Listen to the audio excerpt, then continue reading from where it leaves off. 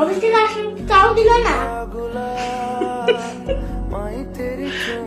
কি কথা কানে যাচ্ছে না? থেকে আসছো না? বাবা সাচ্ছ তুমি বাবা সাচ্ছ বলো, খুব কষ্ট হয়েছে না অফিস থেকে এসে? কোথায় যাচ্ছ মা?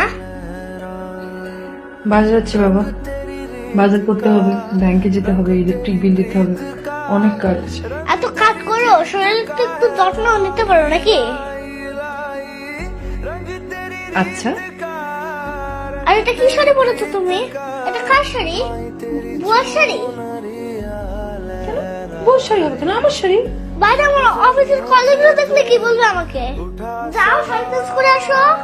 তবে রে দুষ্টু কথা গায়ে দিন দিন